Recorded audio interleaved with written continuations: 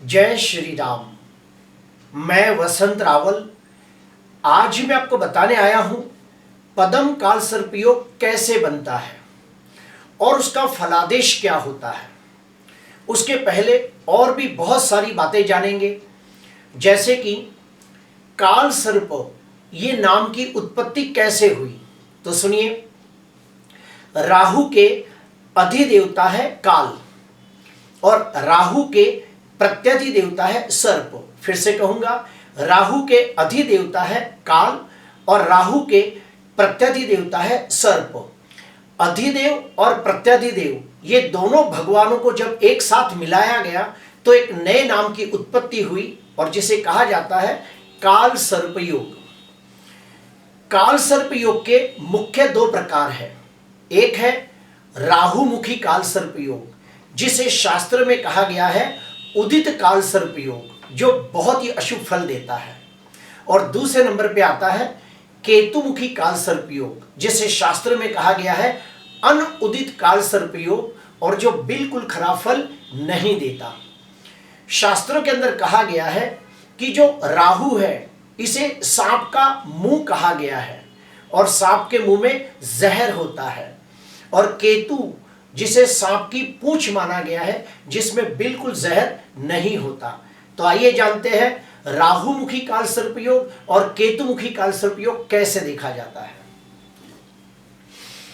पहले तो मैं आपको बता दूं कि जितने भी ग्रह है, यानी कि सूर्य, चंद्र, मंगल, बुध, गुरु, शुक्र, शनि, ये सातों ग्रह हमेशा एंटी क्लॉकवाइज घूमते हैं इस प्रकार से, यानी 6 से 7, 8, 9, 10, 11 ऐसे जाएंगे। तो सातों ग्रह हमेशा एंटी क्लॉकवाइज घूमते हैं, जबकि राहु और केतु ये दोनों ग्रह हमेशा क्लॉकवाइज घूमते हैं, यानी कि 5 से 4 में, 3 में, 2 में, 1 में, इस प्रकार से जाएंगे। तो जब राहु क्लॉकवाइज जाएगा तो उसका मुंह भी इसी तरफ होगा। अब ये जो सारे ग्रह है, यानी कि सूर्य से लेकर शनि तक, ये एंटी क्लॉकवाइज घूमते घूमते घूमते धीरे धीरे आगे बढ़ेंगे और राहु के मुख में जाएंगे, क्योंकि राहु का मुख इस तरफ है और ये सारे ग्रह घूमते घूमते आगे बढ़ते हुए राहु के मुख में जाएंगे। इसीलिए इसे कहा गया है राहुमुखी काल सर्प योग। यानी कि जब भी जन्म कुंडली के अंदर राहु पंचम भाव में हो और केतु 11वें भाव में हो और सारे ग्रह 11वें भाव से लेके 5वें भाव के दरमियान आ जाए, यानी कि 11वें भाव से 5वें भाव के बीच में आ जाए, तो इसे राहुमुखी काल सर्प योग कहा जाता है, क्योंकि सारे ग्रह आगे बढ़ते बढ़ते राहु के मुख में जाते हैं। ठीक उसके विपरीत सारे ग्रह 5वें भाव से लेके 11वें भाव के बीच में आ जाए, यानी कि इस भाग में आ जाए, तो इसे केतुमुखी काल सर्प योग कहा जाता है। यानी कि सारे ग्रह आगे बढ़ते बढ़ते केतु के तरफ आगे बढ़ते हैं, और केतु क्या है? सांप की पूंछ है जिसमें जहर नहीं होता, तो ये ग्रहों को तकलीफ नहीं होती, जिसके वजह से कहा जाता है कि वो बिल्कुल खराब फल नहीं देता। अभी हम लोग जानेंगे कि सबसे पहले पदम काल सर्प योग को जानने के लिए हमें 5वें भाव को समझना होगा कि 5वें भाव से क्या क्या देखा जाता है। तो 5वें भाव से देखा जाता है कि व्यक्ति कितना बुद्धिमान होगा, उसे कितनी विद्या प्राप्त होगी, वो कितना ज्ञानी होगा। उसके बाद जो ग्रेजुएशन की स्टडी है, यानी कि ग्रेजुएट होगा कि नहीं, वो यहां से देखा जाता है। उसके बाद संतान सुख, प्रेम, प्रेमिका, रोमांस, उसके बाद क्रिएटिविटी, यश, जश, कीर्ति, कोई भी प्रकार की रचना, मनोरंजन, आत्म अभिव्यक्ति, ये सब पंचम भाव से देखा जाता है। अगर जन्म कुंडली के 5वें भाव में राहु हो और 11वें भाव में केतु हो और सारे ग्रह ऊपर की तरफ हो, तो इसे राहुमुखी काल सर्प योग कहा जाएगा, और सारे ग्रह 5वें भाव से लेकर 11वें भाव में हो तो उसे केतुमुखी काल सर्प योग कहा जाता है। अगर किसी व्यक्ति की जन्म कुंडली के अंदर 11वें भाव से लेके 5वें भाव के दरमियान जब सारे ग्रह आ जाते हैं तो राहुमुखी पदम काल सर्प योग कहा जाता है। और उसका फल क्या होता है तो सुनिए, ऐसे व्यक्ति अगर पढ़ाई करते हो तो उसकी पढ़ाई के अंदर बहुत सारी दिक्कतें, अड़चनें, रुकावटें और तकलीफें आती है। ऐसे व्यक्तियों को संतान सुख में देरी हो सकती है, या फिर उनके संतानों के जीवन में बहुत सारा संघर्ष रहता है और बुढ़ापे में संतान उनकी चाह कर भी सेवा नहीं कर पाते। ऐसे व्यक्तियों को प्रेम संबंध के अंदर बार बार निराशा और निष्फलता प्राप्त होती है, या ये भी कह सकते हैं कि उन्हें प्रेम में धोखा या विश्वासघात बार बार होता है। ऐसे व्यक्ति बहुत मेहनत करने के बावजूद वो उन्नति, प्रगति, विकास नहीं कर पाते जिसके वो हकदार होते हैं। ऐसे व्यक्तियों को वो मान सम्मान भी प्राप्त नहीं होता जिसके वो हकदार होते हैं, और ऐसे व्यक्तियों के जीवन में बहुत सारे विघ्न, अड़चन, रुकावटें आती है जिसकी वजह से वो बहुत उदास, हताश, निराश हो जाते हैं। अभी हम और एक स्टेप आगे बढ़ते हैं कि अगर किसी व्यक्ति की जन्म कुंडली के अंदर कौन सा काल सर्प योग है, ये कैसे जाना जाता है। तो सुनिए, अगर किसी व्यक्ति की कुंडली के अंदर काल सर्प योग बनता हो और राहु लग्न भाव में हो तो अनंत काल सर्प योग बनता है, राहु धन भाव में हो तो कुलिक काल सर्प योग बनता है, राहु तीसरे भाव में हो तो वासुकी काल सर्प योग बनता है, राहु सुख भाव में हो तो शंखपाल काल सर्प योग बनता है, राहु पंचम भाव में हो तो पदम काल सर्प योग बनता है, राहु छठवें भाव में हो तो महापदम काल सर्प योग बनता है, राहु सातवें भाव में तो तक्षक काल सर्प योग बनता है, अष्टम भाव में कर्कोटक काल सर्प योग बनाता है, राहु नवम भाव में शंखनाद काल सर्प योग बनाता है, राहु दसम भाव में तो घातक काल सर्प योग बनाता है, राहु 11वें भाव में विषधर और 12वें भाव में शेषनाग काल सर्प योग बनाता है। अभी हम लोग जानेंगे कि अगर किसी व्यक्ति की जन्म कुंडली के अंदर राहुमुखी पदम काल सर्प योग बनता हो और वो भंग कैसे होता है, तो उसके 5 सूत्र मैं आपको बता रहा हूं जो बहुत इंपॉर्टेंट है। अगर ये सूत्र किसी की भी कुंडली में बनते हो तो समझ जाना काल सर्पयोग भंग हो रहा है और उसे काल सर्पयोग का अशुभ फल प्राप्त न होगा बल्कि अच्छा फल प्राप्त होगा। तो सुनिए, पहला नियम, अगर किसी व्यक्ति की जन्म कुंडली के अंदर पदम काल सर्पयोग बन रहा हो और अगर उसकी कुंडली के अंदर कम से कम 1 ग्रह या 2 ग्रह उच्च राशि में बलवान होकर बैठे हो तो समझ जाना काल सर्पयोग भंग हो रहा है। ये आपको समझाने के लिए मैंने कुंडली बनाई है ताकि आप मेरी बात आसानी से समझ सको। यहां देखिए, पदम काल सर्पयोग बन रहा है और सारे ग्रह इस ऊपर की तरफ आ चुके हैं। इसमें आप देखिए, सूर्य मेष राशि में उच्चका होकर बैठा है, चंद्र वृषभ राशि के अंदर लग्न में ही उच्चका होकर बैठा है, गुरु कर्क राशि में उच्चका होकर बैठा है। तो यहाँ पे 1, 2, 3 ग्रह उच्चके हो रहे हैं। तो हम कह सकते हैं कि काल सर्पयोग भंग हो रहा है और ऐसे व्यक्ति अपनी मेहनत से, अपनी काबिलियत से, अपने दमखम पर शून्य में से सर्जन करने वाले लोग होते हैं, जीरो में से हीरो बनने वाले लोग होते हैं और 40 साल के बाद समाज में अपने अच्छे कर्मों की वजह से मान सम्मान, पद प्रतिष्ठा की प्राप्ति करते हैं, अपने कार्य क्षेत्र के अंदर नामना कमाते हैं और प्रसिद्धि प्राप्त करते हैं। दूसरा नियम, अगर किसी व्यक्ति की कुंडली के अंदर राहु पंचम भाव में हो, केतु 11वें भाव में हो और सारे ग्रह 11वें भाव से लेके पंचम भाव के दरमियान आ चुके हो तो हम कहेंगे राहुमुखी पदम काल सर्पयोग बन रहा है। और अगर उसकी कुंडली के अंदर अगर जो कम से कम 2 या 3 ग्रह स्वगृही राशि में बलवान होकर बैठे हो तो हम कहेंगे कि ये काल सर्पयोग भंग हो रहा है। एग्जाम्पल के तौर पे आपको एक कुंडली मैंने बना के दिखाई है जिसमें आप मेरी बात को आसानी से समझ जाओगे। यहां देखिए, लग्न में ही शुक्र स्वगृही होकर मालव योग नाम का पंच महापुरुष राजयोग बना रहा है।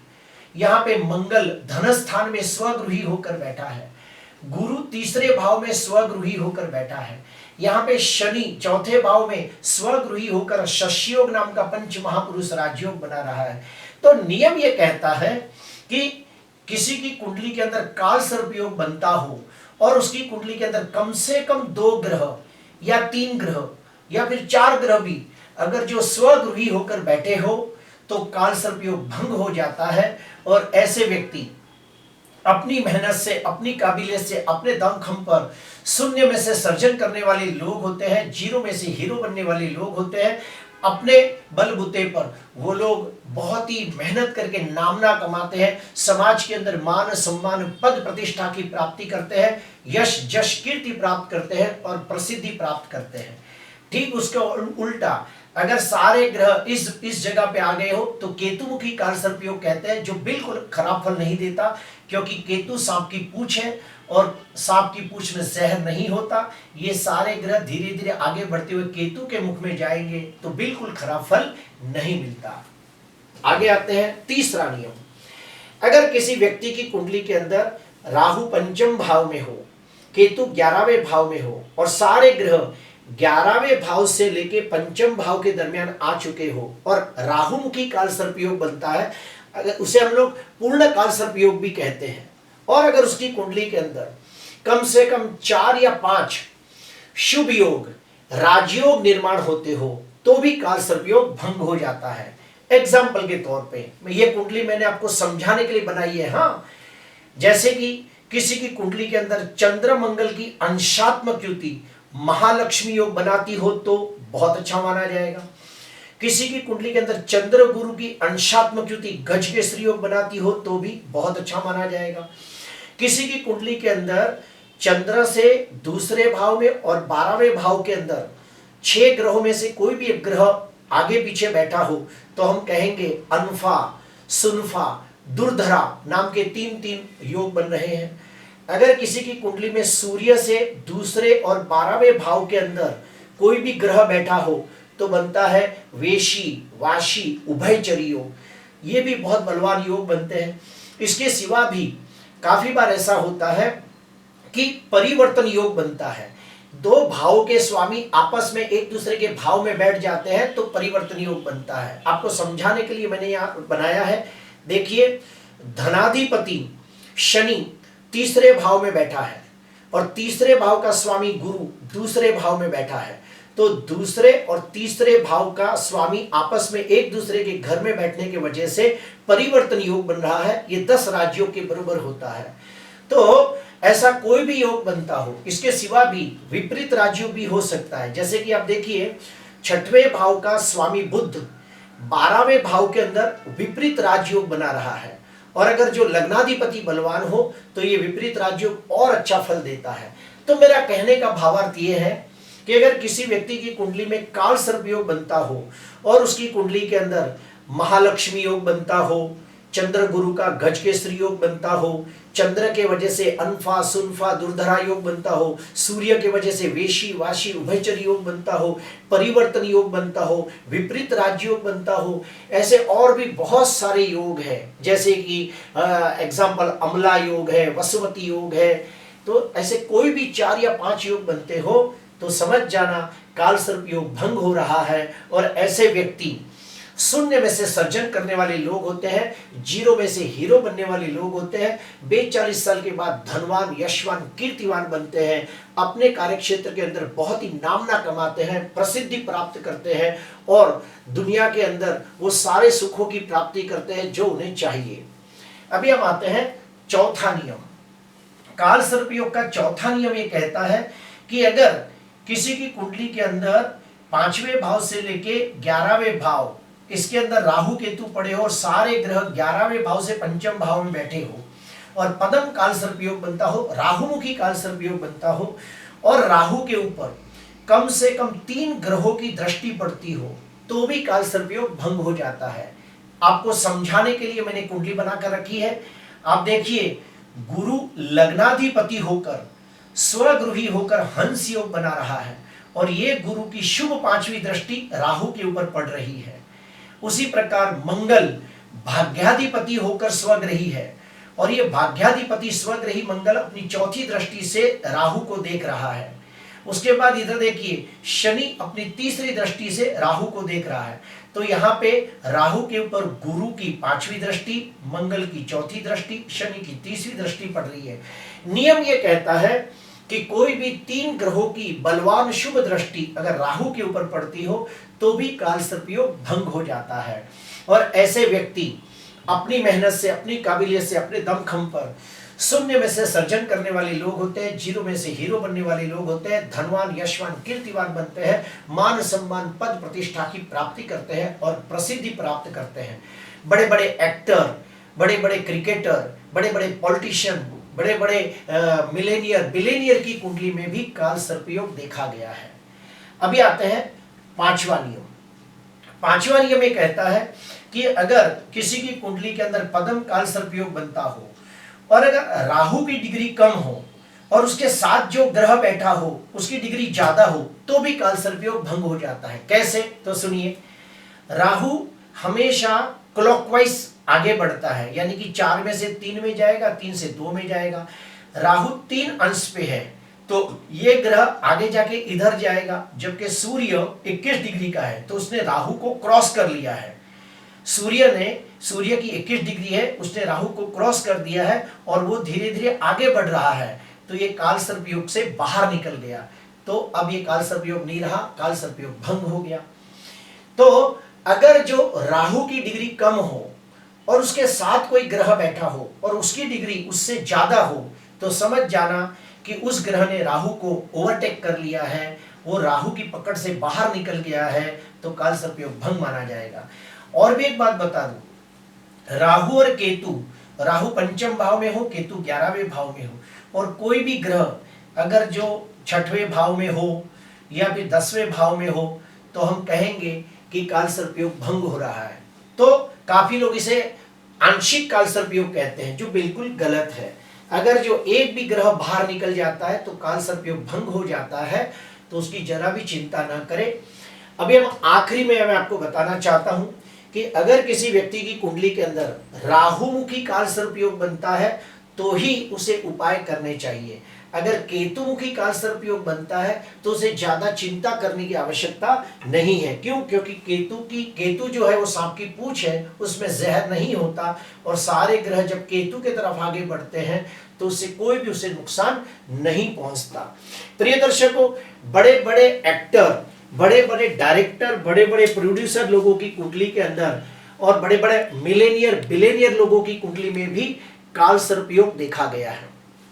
अभी हम लोग जानेंगे कि अगर किसी व्यक्ति की कुंडली के अंदर राहुमुखी काल सर्पयोग बनता हो, जिसे हम पूर्ण काल सर्पयोग भी कहते हैं, और अगर उसे बहुत जीवन में तकलीफें आती हो, जैसे कि बहुत मेहनत करने के बावजूद उन्नति, प्रगति, विकास न होता हो, बहुत मेहनत करने के बावजूद उन्हें मान सम्मान, पद प्रतिष्ठा न प्राप्त होती हो, हर काम में बहुत सारे विघ्न, अड़चने, रुकावटें आती हो, तो उसे कौन से उपाय करने चाहिए?